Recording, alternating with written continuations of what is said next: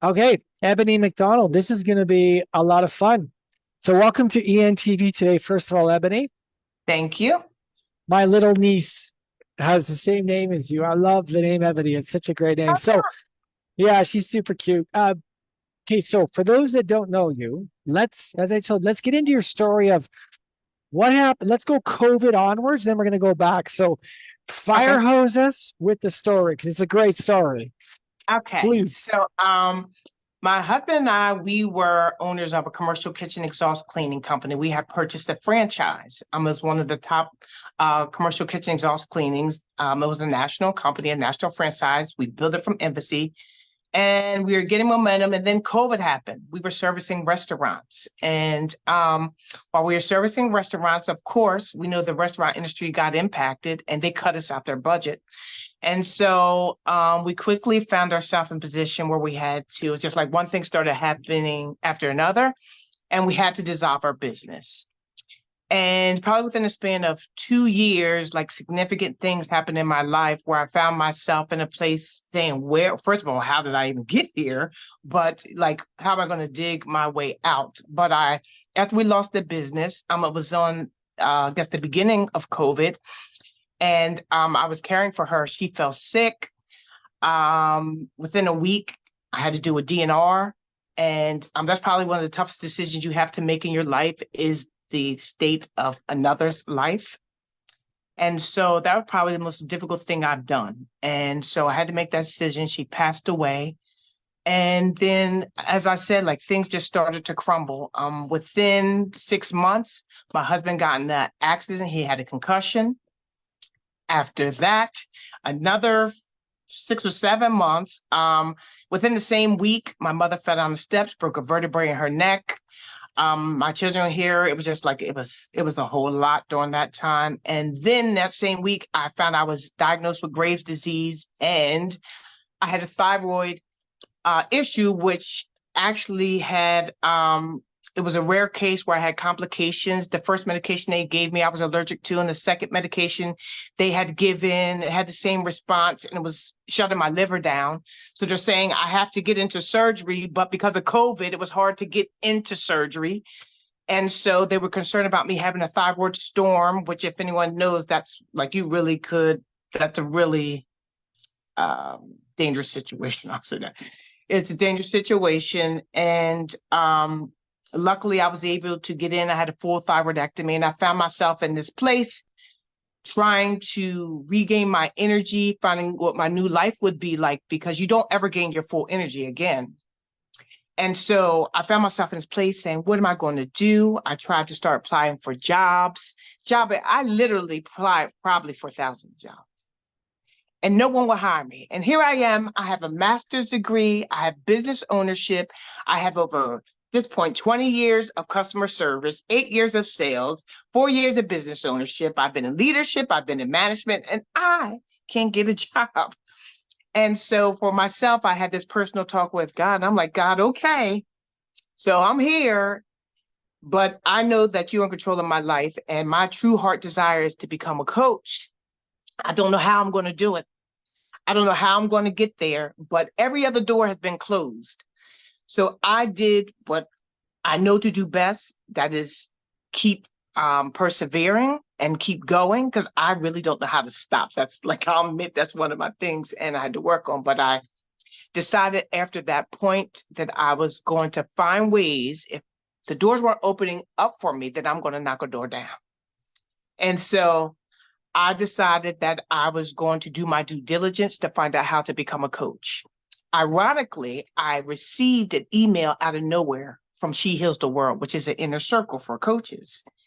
And to this day, I have no idea how I received that email or how they found out about me.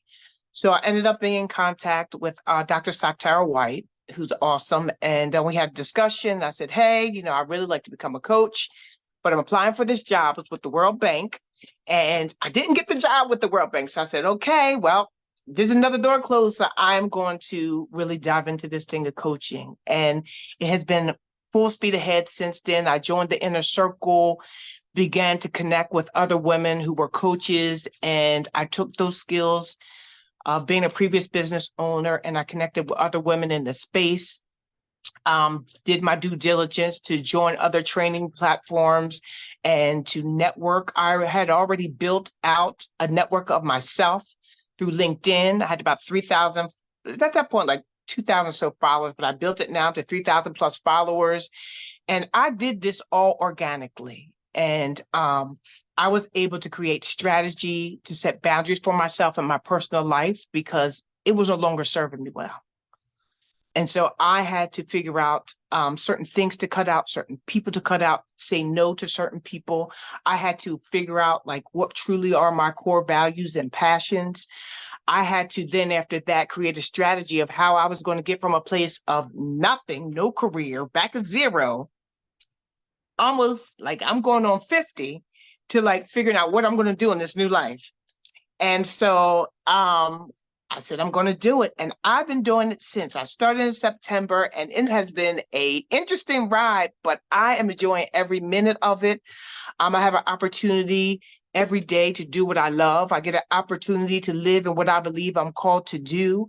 I believe I'm here to serve women who want to build their life, who want to get out of a position where they're feeling stressed and overwhelmed and undervalued, and help them to reclaim their power, help them to get in a position where they can be the woman that they desire. If they want financial freedom, if they want flexibility in schedule, if they want to be in a place where they are no longer becoming last and make themselves first, that's what I help them to do, because I am living out right now. And I tell women out there that it is not an easy journey, but it's one well worth it. Wow. Like I hear just resilience. I got to tell you this, Ebony, I've not been doing a lot of interviews lately, but today I did 3. And the 3 of you today, Lise Robinson was before you. And I was going to tell you the name quick because I'm blown away. All 3 of you are talking about resilience. I need to connect the 3 of you because this is just the Marty Smith, Lise Robinson, and you, different things you do, but it's all about resilience. And it's just blowing me away, the messaging. So there's resilience, like, do you get anywhere in life without being resilient? Not far, or not where you should go. I truly believe that we all have something innate in us that we were given at birth, or maybe in birth, depending on what you believe, but we're all given something and we're all meant to carry that thing out. But sometimes for many people, life happens and we get off course. And so, but if you're not resilient, you won't get to that place. You won't discover that. You won't get to that place where you have to uncover some things to get to a place where you know you're supposed to be. And I think that is something that I try to uncover through my coaching program. And I try to uncover when I encounter people, because I think we're in society that they tell you go to work. That's how we're taught. That's how we're socialized. But from my belief, I don't believe that's what we're here for. I think we're here to make a greater impact on the world, to make a greater impact in communities and families. And we're all given different gifts to do that. And so what better way than not help people to be able to identify and to tap into those things? And if they have an opportunity, the funding, the resources, the support to do it, and I can guide that, that's a win for me. Because, I help people really walk into what they're called to do, essentially, is what I believe, or what I try to aim to do. And if I don't get to do it, I like to come close to it. At least people get to discover it. But if they don't get an opportunity to pursue it, or, everybody doesn't make it. It could be fear. It could be personal restraints. Maybe it's relationships. Maybe it's access. Maybe it's health. It could be different reasons. Everybody doesn't make it. But if I can get an opportunity to get in front of people and share it with them, absolutely. I am a natural motivator. I know that about myself. I maybe have other weaknesses, but I know I am a natural motivator. And that's a strength of mine. If I can motivate another woman to become their best and to live a life where they know they deserve, but they haven't been able to get that opportunity to do it, then, I don't see why I do it, but. I want to ask you, why is it some choose to and some choose not to? You talked about how maybe there's circumstances. What percentage do you think circumstances play, if any, and what percentage is it just choice? What are your thoughts on that? That's a great question. I think most of where we end up is choice. It's one choice that maybe put us in a position to make another choice. And then we find ourselves in a space where have to make a decision out of what is the best choice out of the least best opportunity. And so like our past impacts our decision making, how we were raised, our environment, our home life, all those things impact our decision making. And so when we all are operating out of an unhealthy space, we don't always make great decisions. I can admit I didn't. I can admit in many ways I did not. And in many ways, I have to pay for it. And I tell women in my coaching, look, I was waiting for someone to come rescue me. Nobody's coming to rescue me. And nobody's coming to, don't wait for someone to come rescue you, because they're not. The only way for us to get out is to get ourselves out. And so a lot of it, most of it is decisions. Like what, if you go backwards in your life and to take current life, like where am I? Like, okay, if you're married, like who did I marry? If you're at a job, well, how did I get this job? Did I take the right job at the right opportunity? Did I take it, or what was my drive to take that job? Was it because maybe I get access, maybe I get the fancy car, maybe I get the wealth, but it impacts my personal relationships, and that's why right now maybe someone's out there, they're not married and they want to be, or maybe they're in a situation where they are married and they shouldn't be. It could be either way you look at it, Amos. It's like our decisions affect primarily almost, I would say, most of what we do. So, victims, you know, shitty things happen in life. Life's us, and then I do something to someone, makes their life harder, or they do it to me, it makes my life harder. But do you believe there's actual victims, or do you like when it comes to personal choice? How do you see what is victimhood? Is it a choice? Is it a sentence? What is it? Amos, you asked some very good questions. So, that's a really good question. I think it all depends. My answer would be, it depends who you're talking to until they're in their healed space. Tell us more of that until they're in their healed space. How can I tell you that you're not a victim if you experienced it? But when you're healed, you no longer look at yourself as the victim. I can't tell you if someone violated you, that is a violation to you. I may say, hey, you need to pull yourself up. It's time to get up. But if you feel violated, who am I to tell you how quickly you need to move past that?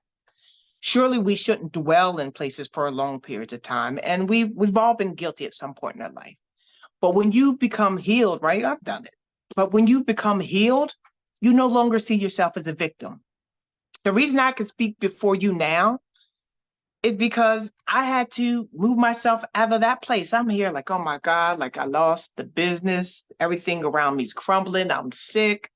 My mom, my aunt, like all these things are going on. And I'm saying, oh my God, like, could another thing happen in my life? Yeah, it could actually. Because if you talk to other people, they have it worse off than me. And so because of that, there gets a point where you have to evaluate your life, and you have to look at it from a position of, there's two choices. You could stay there and perceive it the way that you're perceiving it, or you could do something about it. But if it's something that is out of your control, until it becomes in your control, the way your mindset is determines how you will navigate that. We aren't meant to go through this world without trials and tribulations. That has never been promised, never been stated, never been seen. I don't know one person who hasn't gone through something. but it's how we execute those trials, how we execute those situations is what's going to make the difference. What gives us character? What it impacts a lot of different things. So it's not an easy journey, but it's a healed journey. When you become healed, when you work through that, you begin to see things differently. And I don't know if there's anyone that ever arrives. There may be a few, but most people, it's an ongoing journey until we, meet our end. Wow. This is powerful, Ebony. The timing and the messaging, and I love that you're here on ENTV today. A lot of Well, people I'm need to glad to hear be here. this. Yeah. Okay, so let's hit business. What's going on? What are you doing specifically? What are you aiming for? What do you feel called to do now in 2024 and 2025 and beyond? So I'm called. I want to build my coaching program and have women come in that are seriously inquisitive about how to explore this journey of self, how to become a priority, how to get out of position of maybe feeling unworthy or undervalued or not appreciated or overwhelmed or stressed. I want those women in those spaces to be open to do something different, to answer the hard questions, to ask the hard questions, to maybe sort some people out of their lives or sort some things out of their lives in order to get to a place where they can make a difference in their personal life, but also in others. And so I want to build a space where women get healed because, we pursue financial wealth, but I don't just want a space for financial wealth for women. I want a space for personal wealth, being mentally, emotionally sound, because a lot of women can end up in a place where they're financially wealthy, but they're broken in spirit. And I've seen professionally women get into spaces and they sabotage it, they ruin it, or they're not prepared or mature for it, and then they wreck it. And so I want to make sure that I can offer a program that helps women tap into the things that may be hindering them or impacting them, and maybe direct them to deal with that piece, but then also help them move forward as they're going through this journey to deal with the emotional, then also as you're heading towards your wealth, to help them walk into business ownership, because I've done it, to help them to maybe do creative ideation or innovation. I've helped so many people before I even entered into the coaching space professionally. I help so many people with business because I just love it. And my husband would say to me, like, well, why are you giving everything to them for free? And I'm, well, what do you mean? They just asked me a question. It came to my mind. I gave it to them. And then I was like, well, yeah, well, maybe that does make sense. But it's so natural to me and I love to do it. I was doing it. And now I love that getting to the position now to just get in front of people, to get on stages, to get in rooms, to have people come into rooms and into a environment where they can grow, where they can build, where they can return back to self. And I want to reach as many women as I can doing it. Wow. All right. Well, we'll chat after this interview. I have some ideas and thoughts for you and opportunities, maybe. But Ebony, thank you for being here.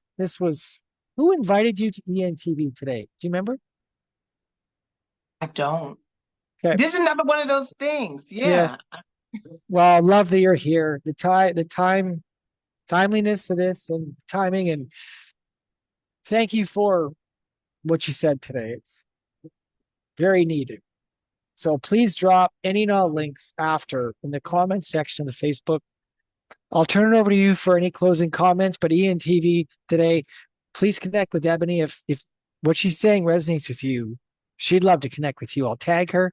She'll drop anything in the comments that's relevant to anything you can experience through her, whether links or funnels or groups, whatever. Ebony, closing thoughts before we wrap? Just if you're a woman out there and you want something new for your life or something different, you want to reclaim your power and get back to self, Make sure you join me. You can reach me at info@femtourcoaching.com. And don't be afraid when you take a step. I'll be right with you to give you guidance, and the journey will be fun. You just have to bring yourself along. That's a great invitation. Thanks, Ebony McDonald. We'll end it here. Thank you.